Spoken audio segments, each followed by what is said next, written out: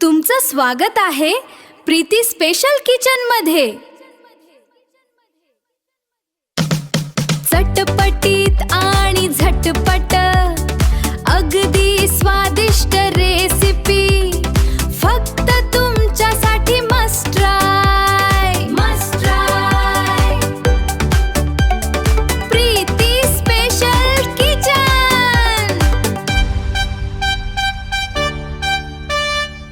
नमस्कार, welcome to Preeti special kitchen. आज आपण बघणार आहोत झटपट स्वादिष्ट असे ज्वारीच्या पिठाचे आंबोळ्या। तर पटकन जाऊन ज्वारीच्या पिठाचे आंबोळ्या कशा करायच्या त्या बघूया। अगदी साध्या सोप्या पद्धतीने आहे, पण अगदीच रुचकर, खमंग, गुबगुबीत, खुसखुशीत अशा ह्या आंबोळ्या होतात। तर भरपूर रील्समध्ये आपण ज्वारीच्या पिठाच्या आंबोळ्या कशा करायच्या हे बघतो। तर आजही आपण अगदी रीलच्या प्रमाणे काय काय आपले रेसिपी फेल होऊ शकतात, अगदी इझी पद्धतीने आपण कसं करू शकतो ते बघूया। अगदी असं रीलमध्ये दाखवतात त्याच पद्धतीने मी सुद्धा दाखवते। 1 कप असं ज्वारीचं पीठ घेतलेलं आहे, जे भाकरीचं पीठ असतं। अर्धा कप घेतला आहे मी रोस्टेड रवा, तुमच्याकडे कच्चा रवा असेल तो घेतला तरीसुद्धा चालेल। आणि त्याच अर्ध्या कपाने अर्धा कप असं मोजून दही घ्यायचं आहे। घट्ट दही आहे, तुम्हाला हवं तर तुम्ही ताकाचा वापर केला, अगदी 1 कप ताकसुद्धा तुम्ही इथं वापरू शकता। आता ताक नसेल, आपण दही वापरलं आहे अर्धा कप, तर त्याच्यासाठी लागणारे 1 कप पाणी मिक्सरच्या जारमध्ये, अगदी असं रीलमध्ये दाखवतात ना त्या हिशोबाने मी तुम्हाला दाखवायचा प्रयत्न करते। भरपूर वेळा काय होतं की आपण रील बघतो आणि झटपट असं मिक्सरच्या भांड्यामध्ये मिक्स होतं, असं नसतं। The real fact is that की आपल्याला ह्याच्यात पाणी जास्त टाकावं लागेल। मी फिरून बघितलं, काही झालं नाही। अनेकदा आपल्याला वाटतं की आपले मिस्टेक हे नाही, रील एडिट करून दाखवतात, ते तुम्हाला सांगतात, बट तसं ॲक्च्युली नाही होत कधी, कारण की रील एडिट असतात आणि आपल्याला प्रॅक्टिकली विचार करायचा, हे जस्ट कालवायचं आहे। आपण मिक्सिंग बोलमध्ये अगदी सहज सोप्या पद्धतीने कालवता आलं असतं। आता इथं खूप म्हणजे किचकट काम हे मला तरी वाटतं। मिक्सरच्या भांड्यामध्ये फुर करून हे मिक्स नाही होत, बऱ्याच वेळा त्याला पाणी कमी पडतं किंवा जास्त पातळ होतं। पाणी मी इथं 2 ते सव्वा 2 ग्लास मी पाणी ॲड केलं, तेव्हा जाऊन हे अगदी सरसरीत असं बॅटर झालं। नाहीतर आधी गाठी तशाच होत्या, पीठ मिक्स होत नव्हतं। आणि आत्ता मी तुम्हाला दाखवते की हे बघा, मिक्सरच्या भांड्यातून सुद्धा जे बॅटर काढलं मी 2 सव्वा 2 ग्लास पाणी वापरून 1 कप पिठासाठी, तरीसुद्धा पीठ शिल्लक आहे, भांड्याला लागलेलं आहे, म्हणजे वेस्टेज आपल्या ह्याच्यात झालेलं आहे, नाही निघत किती प्रयत्न केला तरीसुद्धा। ओके, आता बेसिकली हे जेव्हा तुम्ही करताल, अगदी मिक्सिंग बोलमध्ये जसं आपण बेसन पीठ जसं आपण कालवतो ताकामध्ये, दह्यामध्ये, तसं कालून घ्या। अगदी इझिली मिक्सिंग बोलमध्ये चमच्याच्या किंवा विस्करच्या मदतीने इझिली कालवता येईल हे पीठ। असे अगदी जास्त पातळसुद्धा होणार नाही, आणि जर तुम्ही मिक्सरमध्ये कालवलं असं पातळ झालं तरी डोंट वरी, आपल्याला एनीहाव ते पातळच हवं आहे, सरसरीतच हवं आहे, जसं डोस्याचं बॅटर असतं तसं। आणि जरी तुम्हाला असं वाटत असेल की पातळ झालं, एक 5-10 मिनटं त्याला रेस्ट करू द्या। ज्वारीचं पीठसुद्धा पाणी पितं आणि रवासुद्धा पाणी पितं, त्यामुळे ते एनीहाव ते पातळ तर होणार नाही, ते एनीहाव घट्टच होईल। जास्त वाटत असेल पाणी झालं तर थोडंसं 5-10 मिनटं थांबा आणि मग करायला घ्या। आता माझं ते बॅटर परफेक्ट आहे, मीठ ॲड केलं चवीपुरतं अर्धा चमचा, आणि असं आहे बघा, तुम्ही बघू शकता, अगदी जास्त पातळही नाही आणि अगदी घट्टही नाही, सरसरीत आहे, मस्त इझिली ड्रॉप होतं। बट ह्याच्यामध्ये एक मिस्टेक आपण करतो, ते मी तुम्हाला सांगणार आहे। आता आंबोळ्या म्हणजे काय, तर आंबोळ्या म्हणजे इन्स्टंट दह्याने केलेले आंबोळ्या, आणि जे आपण घावन किंवा धिरडं किंवा डोसे आपण म्हणतो, तर ते पीठ आंबून आपण करतो। हे आंबोळ्या ह्याच्यामध्ये पर्टिक्युलर दही वापरलं जातं किंवा कोणतेही लिंबूचा वापर आपण करू शकतो।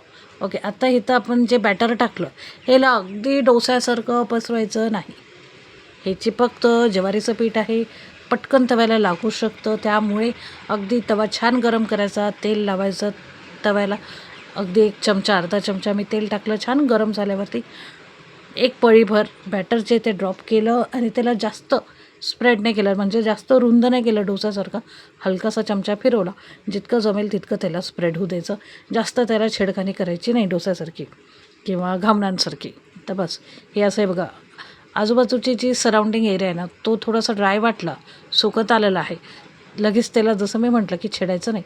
गॅसची फ्लेम म्हणाल तर अगदी मीडियम आहे, स्लो पण नाही आणि फुल पण नाही. अगदी ह्याला 1 ते 1.5 मिनटं लागतं पचण्यासाठी म्हणजे सेटल डाऊन होण्यासाठी. आणि हे बघा असं ह्याच्या किनारी लूज करून घ्यायच्या उलथण्याने, सोडून घ्यायच्या. आणि तुम्ही बघितलं आजूबाजूला तर किनारी सुकल्यात, बट मधोमध हे थोडंसं ओललावा आहे. त्याच्यासाठी तुमचा तवा किंवा तुमचं बर्नर ज्या हिशोबाने असेल त्या हिशोबाने थोडा तवा फिरून ह्याला असं भाजून घ्यायचं, शेकून घ्यायचं. ओके, म्हणजे तवा जरा मागे पुढे सरकून गॅसच्या वातेच्या अनुसार. आता माझी खिडकी जवळ आहे, थंडीचे सीझन म्हणजे पावसाचे सीझन आहे, तर हवा येते, वात जी येते कमी जास्त होते हवेच्या अनुसार. त्यामुळे मी थोडा तवा वगैरे फिरून अशी जी किनारी आहे सोडून घेते. एजेस जे आहे ते आपल्याला सोडून घ्यायचे. जसं आपण डोसाचं करतो ना अगदी तसं. आंबोळ्या म्हणायला अगदी सोप्या आहे, खूप छान लागतात, मऊ लागतात, खुसखुशीत होतात. बट इन्स्टंट आहे, बट तितकंच ट्रिकीसुद्धा आहे. घावणं एका टायमाला इझी आहे, पण आंबोळ्या ट्रिकी आहे. हो, कारण की याच्यात दही आहे. दही काय करतं, मीठ टाकताच पाणी सुटतं. ज्वारीचं आणि रव्याचं कसं असतं, ज्वारी चिपकून बसते आणि रवा लगेच सुकतो. खूप वियर्ड कॉम्बिनेशन आहे, बट खूप खवंग लागतं त्यामुळेच. आता अगदी 1 ते 1.5 मिनटं होऊ दिले, छान किनारी सोडून घेतली. आता काय होतं, उचलायला अगदी इझी. पलटी मारली 1-1.5 मिनटानंतर पूर्ण चौका बाजूनी खात्री करून घ्यायची की लूज झालेलं आहे आणि मग पलटी मारायची. लगेच उलथाना आतमध्ये मधोमध टाकायचं नाही आपल्या आंबोळ्यांसाठी. ओके, जसं तुम्ही बघितलं त्याच प्रकारे आता आपण दुसऱ्या बाजूने सुद्धा हे छान भाजून घ्यायचं आहे. आंबोळ्या जसं मी म्हटलं की ह्याच्यात दह्याचा वापर आपण केलेला आहे, ह्याच्यात मी सोडा नाही टाकला. हे जे फर्स्ट मी केलेलं आहे हे विदाऊट सोड्याचं मी तुम्हाला दाखवते. आता ह्याला तुम्हाला जर अगदी 1 पिंच 1 चिमटीभर म्हणताल तरी चालेल. जसं आपण हिंग टाकतो ना अगदी त्याच प्रमाणात आपल्याला खायचा सोडा ॲड करायचा आहे. त्याच्याने काय होतं, मस्त फ्लफी गुबगुबीत फुलतं हे आणि खूप छान मऊसूत असे आंबोळे आपल्या तयार होतात. हे झालं काय, हे झालं धिरडं ज्वारीचं. कारण की ह्याला आपण थोडंसं पातळ केलं आणि प्लस ह्याच्यात आपण सोडाच टाकला नाही. बट ह्याला दोघा बाजूनी छान भाजायचं. ती आंबोळी असो किंवा हे असं धिरडं असो किंवा तुम्ही याला घावणसुद्धा म्हणू शकता ज्वारीचं. सोडा टाकला तर ते छान गुबगुबीत होतं, छान फुलतं. त्यामुळे त्याला आंबोळ्या म्हणतात. मऊसूद कापसासारख्या त्या होतात. खुसखुशीतही होतात वरून, पण आतून छान सॉफ्ट राहतात, जाळीदार होतात आतूनसुद्धा. आता हे छान पातळ असं आपण हे बनवून घेतलेले पहिली आंबोळी, ज्याला आपण धिरडंही म्हणू शकतो ज्वारीचं.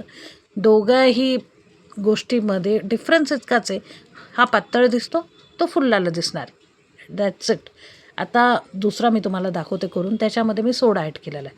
आता एक करून घेतलं, मग त्याच्यात मी सोडा टाकला अगदी 1 चिमटीभर आणि असं ह्याला पसरून अगदी हलकं थोडंसं पसरून घ्यायचं.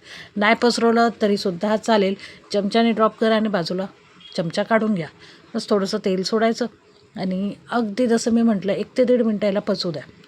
दोघंही सिच्युएशनमध्ये तुम्ही सोडा टाकून करा तर ते पातळ होईल थोडं, आणि जर तुम्ही सोडा टाकून केलं तर असं छान गुबगुबीत फुलेल हे, आणि विदाऊट सोडा पातळ होईल.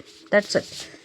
तर आता हे बघा, जसं मी म्हटलं ना की दोघा बाजूने ह्याला भाजायचं आहे. डोसा किंवा घावण आपण जे करतो तर बऱ्याच वेळा एकाच बाजूनेही भाजतात लोक, पण आंबोळ्या ज्या असतात त्या दोघा बाजूने भाजणं गरजेचं असतं. कारण की त्याच्यात दह्याचा समावेश असतो, रव्याचा समावेश असतो. त्यामुळे त्याला दोघा बाजूने भाजणं खूप महत्त्वाचं आहे. इवन त्याच्यात ज्वारीचं पीठ असतं, त्यामुळे ज्वारीचं पीठसुद्धा आपल्याला वाफेतच शिजतं ज्वारीचं पीठ. बट त्यालासुद्धा एक कच्चं खाऊ नये असं म्हणतात. त्यामुळे दोघा बाजूने छान असं भाजून घ्यायचं. छान म्हणजे अगदीच लाल जरद करू नका, बट थोडेसे भाजून घ्या. अगदी असं आपण भाकरीला थोडंसं ब्राऊन स्पॉट पडतात ना, तसं आता मी तुम्हाला दाखवते पलटी करून. मगाशी दाखवलं, आता पुन्हा एकदा दाखवते. आता हा आहे सोडा टाकून, तुम्ही बघितलं थोडासा फुललेला आहे, थोडासा गुबगुबीत असा वाटतो, हा सोड्याचा आहे. आता जसं विदाऊट सोड्याचं तुम्ही बघितलं तर सोड्यावाला पलटी करून तुम्ही बघू शकता की मस्त बारीक बारीक असे गोल्डन डॉट्स पडलेले म्हणजे भाजलेलं आहे दोघा बाजूने. हे एक डिफरन्स असते. आंबोळीमध्ये करायला अगदी सोपे, तितकाच टाईम लागतो जितका अगदी भाकरीला लागतो. व्हेज नॉनव्हेजच्या सोबतसुद्धा तुम्ही ह्याला खाऊ शकता, अगदी असं आपण घावण खातो तसं, किंवा अगदी सकाळच्या गडबडीमध्ये केलं तरीसुद्धा चालून जाईल. पण मी हे सांगेल, जर तुम्हाला हे करायचं आहे आंबोळ्या दुसऱ्या दिवशी, तर आदल्या दिवशी हे भिजवून ठेवा पीठ. बेटर राहील ते, की तुम्ही आदल्या रात्री हे पीठ भिजवून ठेवताल. का तर हे दह्याने एक आंबटपणा तर येतोच, पण जे पाणी आहे सुटतं दह्याला मीठ टाकून, तर त्या पाण्याचे आपल्याला थिकनेस समजून येतं की ॲक्च्युली आपल्याला आता ह्याच्यात रवा मिक्स करायचा आहे का पीठ मिक्स करायचं आहे. कारण की ऐन टायमाला आपण करायला जातो तेव्हा तव्यावरती बऱ्याच वेळा आंबोळ्या फसल्या जातात. तर ते होऊ नये त्यामुळे आदल्या रात्री जर तुम्ही हे पीठ भिजवून ठेवलं, व्हेरी गुड रिझल्ट तुम्हाला भेटणार आहे. तर चला, असं इन्स्टंट असं हे दोघा बाजूनी खरपूस खमंग भाजून रेडी आहे आपल्या आंबोळ्या. आता सकाळच्या गडबडीमध्ये आंबोळ्या करा, चटणीसोबत खा, चहासोबत खा, बटर लावून भाजा, बस टेस्टी खमंग नाश्ता रेडी आहे. मी इथे हिरवी चटणीसोबत सर्व करते. तुम्हाला हवं तसं तुम्ही ग्रीन चटणी, शेंगदाण्याची चटणी, लाल लसूणची चटणी हवी त्या चटणीसोबत किंवा चहासोबत, भाजीसोबत, नॉनव्हेजसोबत आरामात एन्जॉय करू शकता. आवडला असेल हा व्हिडिओ, ही रेसिपी, तर लाईक, शेअर, सबस्क्राईब केल्याशिवाय जाऊ नका. लाईक करा, शेअर करा, आपल्या मित्रपरिवारांसोबत शेअर करा, कमेंट करा आणि मस्ट ट्राय रेसिपी नक्की ट्राय करा. व्हिडिओ शेवटपर्यंत बघण्यासाठी खूप खूप धन्यवाद.